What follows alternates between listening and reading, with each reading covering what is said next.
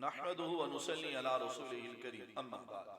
अजीज साथियों, जो कुछ पाकिस्तान में टीएलपी के साथ हो रहा है, हम इससे बरी जिम्मा हैं। एक रियासत की जिम्मेदारी होती है कि वो अवाम को अमन अता करे। अमन को कायम करना ये रियासत की जिम्मेदारी है।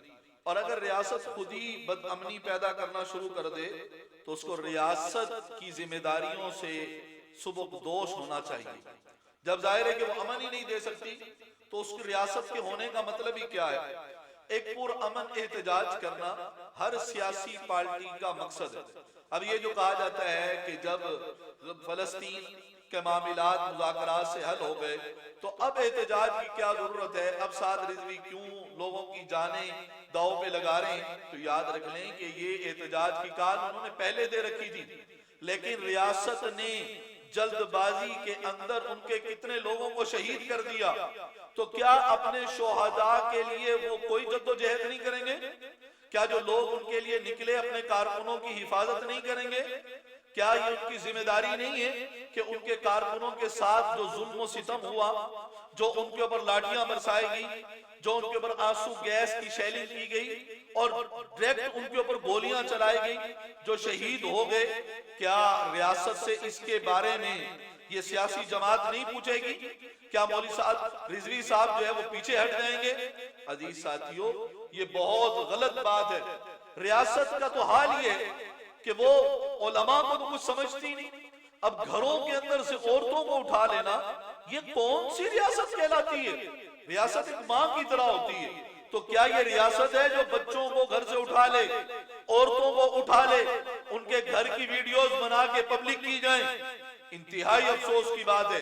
ये सिर्फ मौलाना साद रिजवी साहब के घर के साथ के हालात नहीं है, पूरे पंजाब के अंदर जो टीएलपी का रुकन है उनके घरों के अंदर छापे मारे जा रहे हैं, उनको घरों से उठाया जा रहा है और ले जाकर उनको टार्चर सेल में डाला जा रहा है, उनको मारा जा रहा है। अजीज साथियों, उलमा के साथ ऐसी बदतमीजी की जा रही है कि अल अमान वल हफीज।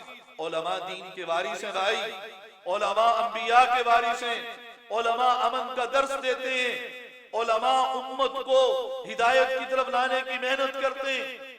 उलमा पाकिस्तान के मुहिब हैं, वो मुहिब पाकिस्तान हैं, वो अमन चाहते हैं। उलमा के घरों में छापे, उनके घरों की तलाशियां, उनके ब्रीफ केस खोलना और उनके टीची बॉक्स खोलना। अरे खुदा का वास्ता है भाई, कुछ तो गैरत की गोली खा लें। खुद तो पता नहीं क्या कुछ कर रहे हैं, तोशा खाने के अंदर क्या कुछ घपले किए हैं जी। और जब भी नाम आते हैं तो आप लोगों के करप्शन के अंदर सबसे ऊपर नाम होते हैं। हालात तो ये हैं कि वोट डालते किसी के, निकलते किसके। आप तो लोगों का वोट खा गए, आपने तो जबरदस्ती हुकूमतें संभाली हुई हैं और अमेरिका के गुलाम और पिट्ठू बने हुए। दिन रात आप लोग अमेरिका के पांव में बसते हैं, जो वो कह दे आप वो करते हैं। आपके ऊपर IMF की हुकूमत है और आपने एक ऐसा डंडा चलाया हुआ है, हर जगह ऑपरेशन ऑपरेशन ऑपरेशन। ये रियासत है या दहशतगर्दी है? कुछ तो खुदा का खौफ करें। एक सियासी जमात को हक हासिल है कि वो अपना एहतजाज करे और आप लोग जो कुछ कर रहे हैं उसके साथ उनके कारकुनों को उठाना, उनकी क़ियादत को उठाना, उनको टार्चर सेलों में डालकर उनको मार कुटाई करना, ये कहां का इंसाफ है? इसीलिए रियासत को अपनी जिम्मेदारियों का ख्याल करना चाहिए और ऐसे तमाम इक़दामात से गुरेज करना चाहिए जिसके अंदर मुल्क के अंदर इंतिशार हो, मुल्क के अंदर बदअमनी हो। कहां कहां से क्या क्या मामलात छेड़ रखे और सबको पता है कि ये हुकूमत कैसे वजूद में आई है। आने वाले इलेक्शनों के अंदर आपको पता चल जाएगा, ये बल्दियाती इलेक्शनों में आपको पता चल जाएगा कि क्या हालात है पाकिस्तान के। इसीलिए होश के नाखून लें, कल किसी और की बारी थी, आने वाले वक्तों में आपकी बारी आ सकती है।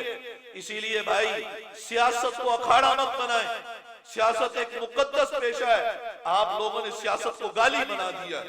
ये उलमा का काम था। मैं अवाम उन्नास से भी ये अपील करूंगा, अपने वोट अहले इल्म को दें, उलमा को दें, दीनदार जमातों को दें, ताकि दीनदार लोग आए। ये लोग तो अजीज साथियों मनी लॉन्ड्रिंग करके पैसा लेके दूसरे मुल्कों में चले जाते हैं। इनको तो जिसको देखे जो फारिग होता है बाहर जाके बैठ जाता है। इनको पाकिस्तान से कोई लेना देना नहीं, ये तो अगराज के हसूल के लिए आते हैं। इसीलिए ऐसे लोगों को छोड़कर उलमा को लेकर आए, अहले दीन को लेकर आए, उनको लेकर आए, फिर देखे पूरे मुल्क के अंदर कैसे अमन अमान होता है, कैसे तरक्की होती है। फिर पेट्रोल के ऊपर महंगाई नहीं बढ़ेगी। आज तो पेट्रोल के ऊपर पेट्रोल बम गिरा हुआ है। महंगाई इतनी है कि गरीब का जीना मुश्किल हो गया। एक वक्त की अगर बंदे के एक दिन की दिहाड़ी ना लगे तो खाना नसीब नहीं होता। लोग बिजली के बिल देते हैं अपने जेवर बेच बेच कर। आज तो बहुत बुरा हाल हो चुका है। खुदा का वास्ता है, उलमा को वोट दो भाई।